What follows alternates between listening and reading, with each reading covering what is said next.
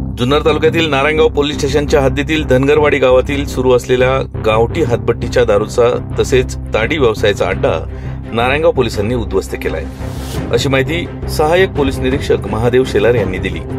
मंगळवार दिनांक 1 ऑक्टोबर रोजी ही कारवाई करण्यात आली आहे। श्री शेलार यांनी पोलीस हवालदार संतोष कोकणे, महिला पोलीस हवालदार तनुश्री घोडे, पोलीस शिपाई दत्ता ढेंबरे, गोरक्षा हसे, गंगाधर कोतकर, निश्चित, महिला पोलीस शिपाई उचके या पोलिसांसह छापा टाकून हातभट्टी दारू व्यावसायिका प्रिया उमेश मारवाडी वय वर्ष 28 राहणार धनगरवाडी तालुका जुन्नर यांच्या घराच्या पाठीमागे सुरू असलेला गावठी हातभट्टीचा अड्डा उद्ध्वस्त करून सुमारे 12,000 रुपये किमतीची 120 लिटर गावठी दारू व ताडी जप्त केली आहे।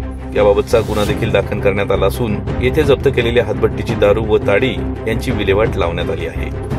याच बातमीचा आढावा घेतला आहे आपला आवाज न्यूज नेटवर्कचे कार्यकारी संपादक किरण वासगे यांनी। पाहूयात।